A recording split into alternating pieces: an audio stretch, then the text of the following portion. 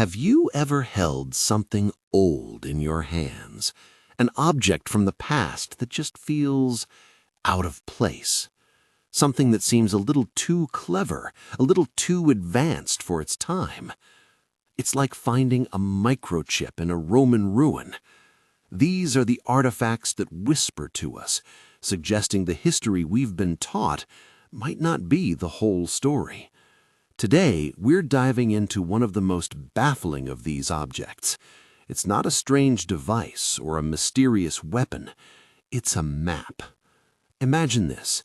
The year is 1929. In a forgotten corner of the Topkapi Palace in Istanbul, a remarkable document is rediscovered. Drawn on a single piece of gazelle skin, it's a beautiful, intricate chart dated to the year 1513. The creator, a famed Ottoman admiral and cartographer named Piri Reis. And from the moment it was found, the map was hailed as a masterpiece. Now, to really get this, you have to remember what the world was like in the early 16th century. Mapping the globe was a brutal patchwork process. The New World was a brand new, barely sketched out concept.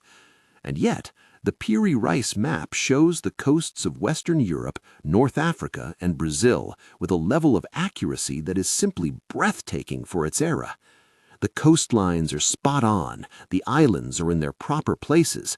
Even the longitude, which was notoriously impossible for sailors to calculate accurately back then, is shockingly precise in many areas.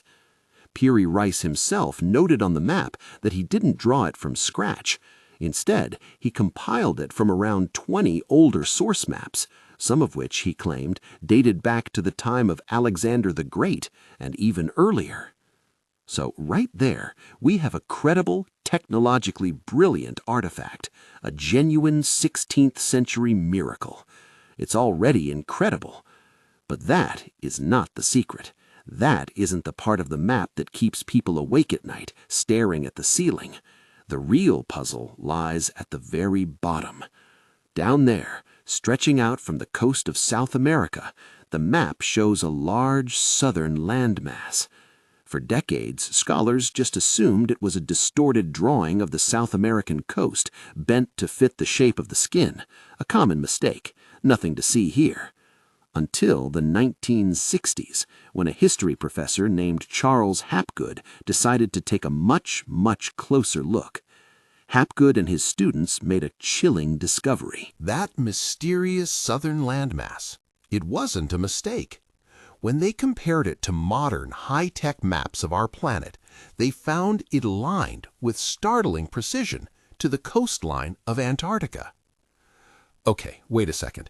Antarctica wasn't officially discovered until the 1820s, and we had no idea what the continent actually looked like under its miles-thick ice sheet until we developed seismic sounding technology in the middle of the 20th century. And that is the jaw-dropping secret of the Piri Reis map. The landmass it shows isn't Antarctica covered in ice. It appears to show the coast of Antarctica without the ice, the actual subglacial landmass itself. The implication is staggering. It suggests that someone, somehow, accurately mapped the continent of Antarctica thousands of years ago, during an age when it was partially or perhaps completely ice-free, a time long before any known civilization had the technology for global exploration, let alone this kind of advanced cartography. So how? How is this even possible?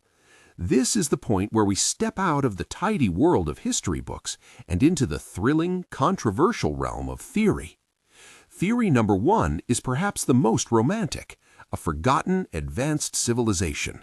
The idea that long before Egypt, long before Sumeria, a global seafaring culture flourished, a true lost civilization, the kind that gives rise to legends like Atlantis.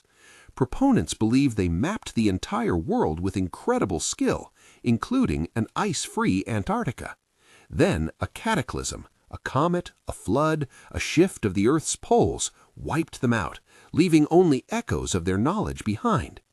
These echoes, these ancient source maps, were passed down through millennia, eventually finding their way into the hands of Piri Reis. He wasn't the author of this impossible knowledge, he was merely its last known curator. Then you have theory number 2, which takes us in a much more cosmic direction, the ancient astronaut theory. This idea suggests the knowledge didn't come from lost humans, but from visitors who weren't human at all. The argument is simple. Ancient aliens with ships that could survey the planet from above could have easily mapped the true shape of the land beneath the Antarctic ice. They might have shared this knowledge with early humanity as a gift, a divine revelation whose true origins were lost to time. It's a wild idea, but it would explain the map's impossible bird's-eye accuracy. And finally, we have the third theory, the skeptical view. This is the explanation you'll hear from most mainstream academics. It argues that there's no mystery here. That so-called Antarctic coastline, they say, is just a creatively distorted drawing of the South American coast curved to fit the parchment. Any resemblance to the actual subglacial landmass is just an extraordinary coincidence. It's a case of pareidolia, our brains seeing patterns where none exist. It is the most grounded, least sensational explanation, but for many it feels a little too easy, a little too coincidental. So where does that leave us? A lost golden age? Visitors from the stars? Or a 1 in a billion coincidence? In the end, the Piri Reis map remains an enigma. It hangs in our history like a cartographical ghost. It's a silent, powerful challenge to our comfortable, straight-line view of the past. That idea that we started with sticks and stones and just got progressively smarter. This single piece of gazelle skin forces us to ask a deeply unsettling question. What if history isn't a straight line? What if it's a series of peaks and valleys with incredible heights of knowledge that were reached and then utterly lost? The Piri Reis map is so much more than an ancient chart. It's a beautifully drawn question mark. It's a profound reminder that we might be a species with a very bad case of amnesia. And it makes you wonder, what other incredible things, what other wonders have we simply forgotten?